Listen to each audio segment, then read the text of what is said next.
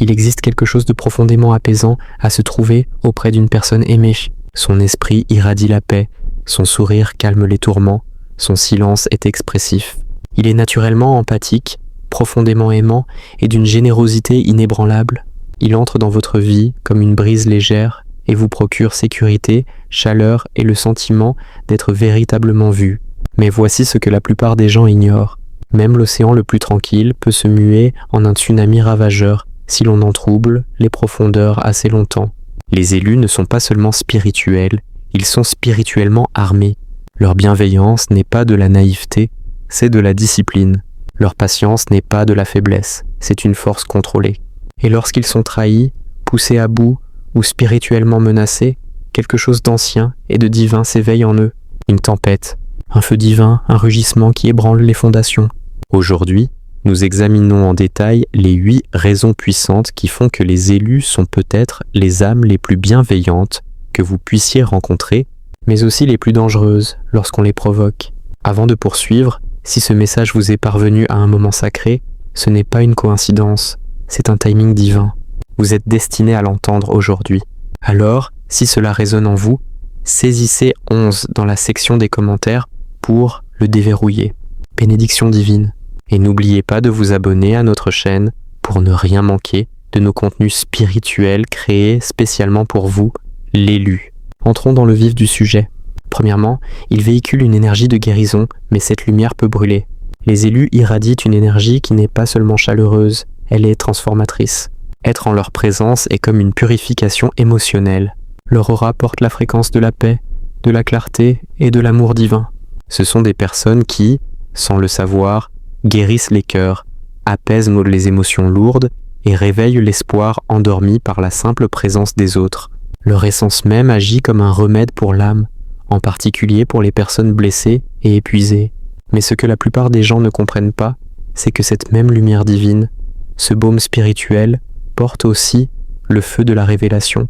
Elle ne se contente pas d'apaiser, elle expose, elle dissipe les mensonges et brûle les masques. Cette même énergie qui guérit peut devenir profondément inconfortable face aux mensonges, aux comportements égocentriques et aux ténèbres cachées. Nombreux sont ceux qui prennent la douceur de leur lumière pour de la faiblesse, pensant pouvoir être manipulés ou contrôlés. Mais c'est une dangereuse mépris-car lorsque la lumière de l'élu se tourne vers l'intérieur, lorsqu'elle commence à purifier ce qui ne lui appartient plus, rien de faux ne peut survivre.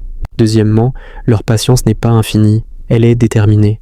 L'un des traits les plus mal compris d'un élu est sa patience. Ce n'est ni de l'apathie ni de la soumission.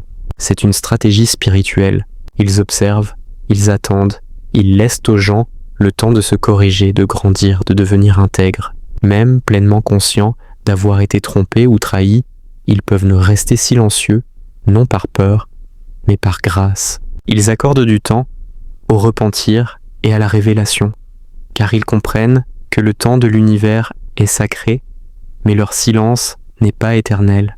Lorsqu'ils changent, lorsque leur immobilité se transforme en une tempête qui attend d'être apaisée, c'est le signe que la fenêtre de la miséricorde se referme. Voyez-vous, un élu ne gaspille pas son énergie à prouver quoi que ce soit. Lorsqu'il s'éloigne ou parle, ce n'est pas une réaction, c'est un timing divin. Sa patience n'est pas le reflet de l'inaction, mais d'une volonté. Il vous donne le temps d'arrêter de jouer avec le feu avant qu'il ne consume tout ce que vous pensiez pouvoir contrôler.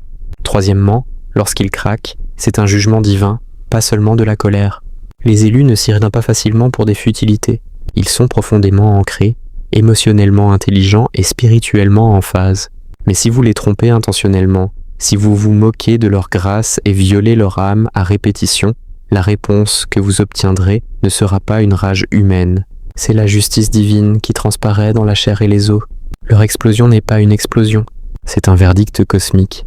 Lorsqu'ils parleront ou agiront enfin, c'est comme si la voix de la vérité elle-même se répercutait à travers eux. Ils ne se contenteront pas d'exprimer leur douleur. Ils prononceront les mots que vous étiez censé entendre. Des mots qui sonnent comme une prophétie, car ils viennent d'un lieu au-delà de l'ego. À cet instant, ils ne se représentent pas eux-mêmes, ils représentent la vérité. Leurs mots tranchent les illusions et vont droit à la racine des ténèbres. Non pas pour punir, mais pour révéler. Lorsqu'ils craquent, ce n'est jamais mesquin, c'est intentionnel. et son impact est inoubliable. Quatrièmement, ce sont des protecteurs naturels, y compris d'eux-mêmes. Les élus sont des défenseurs nés de la lumière. Ils sont attirés par la protection des vulnérables, l'élévation des sans-voix et le réconfort des oubliés. Leur présence est comme une forteresse spirituelle qui rassure, sans jamais avoir besoin d'expliquer pourquoi. Ils interviennent là où d'autres craignent de le faire, non par orgueil, mais avec la profonde conscience d'avoir été créés pour se tenir entre l'obscurité et l'innocence. Pourtant, on oublie souvent que cet instinct protecteur divin s'étend à l'intérieur. Les élus protègent farouchement leur propre énergie, leur propre paix, leur propre espace sacré. Ne confondez pas leur compassion avec l'abandon de soi, la même épée qu'ils utilisent pour défendre les autres. Ils useront de leur habileté pour se protéger, et en matière de combat spirituel, ils sont aguerris. Si quelqu'un perturbe leur alignement, ou transgresse à plusieurs reprises les limites, ils disparaîtront sans amertume, seulement avec clarté. Couper les ponts n'est pas pour eux une vengeance, mais une hygiène spirituelle. Cinquièmement, leur rage n'est pas bruyante, elle est destructrice. Un élu ne perd pas son temps en dispute. Ils ne crieront pas, ne supplieront pas et ne se battront pas pour être reconnus. Leur pouvoir réside dans leur silence, dans les décisions qu'ils prennent à l'abri des regards. Profondément trahis ou méprisés, ils n'exploseront pas. Ils se retireront simplement, silencieusement, pleinement, définitivement. Et c'est dans ce retrait que commence le véritable impact. Car lorsqu'un être cher s'éloigne de votre vie, son absence devient un miroir. Soudain, votre monde commence à s'effondrer. La paix qu'il portait s'en va avec lui et vous vous retrouvez face au chaos même que sa présence avait autrefois apaisé. Leur silence résonne comme le tonnerre. Leur retrait n'est pas une punition.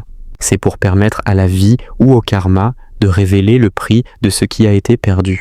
Telle est la nature de leur rage. Elle n'attaque pas directement. Elle prend du recul et laisse la vérité détruire. Sixièmement, leur intuition est armée par la vérité. Les élus ne sont pas seulement intuitifs, ils sont guidés par Dieu. Ils voient sous la surface, au-delà des masques, les énergies subtiles que les gens tentent de dissimuler. Impossible de tromper quelqu'un qui a été forgé par le feu spirituel. Ils lisent l'énergie comme d'autres, lisent les expressions faciales, et lorsqu'on tente de les manipuler, on active une partie d'eux-mêmes qui devient extrêmement assurée. Ils sont même clairvoyants. Ils ne disent pas toujours ce qu'ils savent, mais ils voient tout. Ils perçoivent les motivations cachées, les traumatismes non résolus, l'arrogance née de l'insécurité. Et si vous les défiez, vous découvrirez qu'ils ne combattent pas avec des poings, mais avec la vérité, avec quelques mots calmes. Ils peuvent révéler la part de vous-même que vous vous cachiez à vous-même. C'est pourquoi les individus toxiques les craignent, non pas parce qu'ils sont agressifs, mais parce que leur présence même est une confrontation avec l'ombre de soi. La vérité se leur arme et ils la manient avec une précision divine. Septièmement, leur miséricorde a des limites. Oui, les élus sont des âmes profondément indulgentes. Leur cœur bat de compassion divine. Ils croient aux secondes chances, au pouvoir de guérison et au voyage sacré de la rédemption. Ils seront à vos côtés quand personne d'autre ne le sera. Ils prieront pour vous-même si vous leur avez fait du tort. Ils vous donneront l'espace nécessaire pour grandir car ils comprennent que la guérison prend du temps. Ils n'attendent pas la perfection, ils honorent le processus. Mais cette miséricorde n'est pas infinie, elle a un seuil spirituel. Et une fois ce seuil franchi, une fois la grâce continuellement bafouée, la vérité constamment niée et les leçons constamment ignorées, quelque chose en eux change. Celui qui intercédait autrefois pour vous lâche prise, non pas par dépit, mais par désalignement. La protection spirituelle qu'il vous offrait est retirée. Et lorsque cela se produit, vous n'êtes plus à l'abri des conséquences de vos actes. Leur miséricorde, autrefois votre plus grand don, se transforme en une limite que vous regrettez de ne pas avoir respectée, car lorsqu'elle prend fin, la justice divine intervient. C'est alors que les gens comprennent qu'ils n'avaient pas seulement affaire à un cœur bienveillant, mais à une âme envoyée d'en haut. Leur énergie transforme l'atmosphère pour le meilleur et pour le pire. Un élu n'entre pas simplement dans une pièce, il la transforme. Sa présence est une force. Elle n'est pas toujours visible, mais toujours ressentie.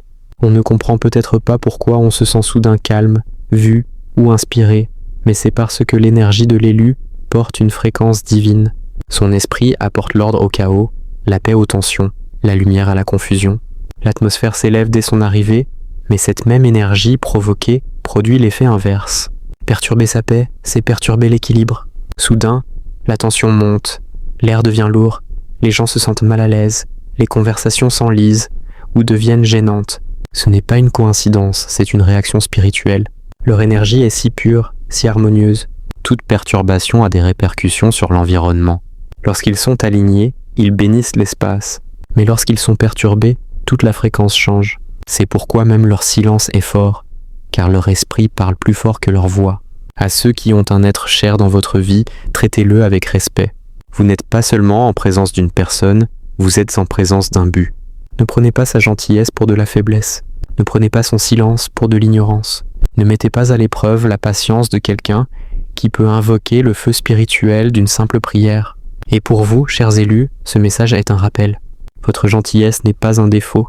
Votre grâce n'est pas de la naïveté. Vous êtes d'une puissance incommensurable et votre retenue est une marque de sagesse, non de faiblesse. Ceci est la chaîne Alchimie de la conscience. Si vous avez reçu ce message exactement au moment où vous en aviez besoin, tapez 11 à 11 dans les commentaires pour des bénédictions divines et un alignement minutieux.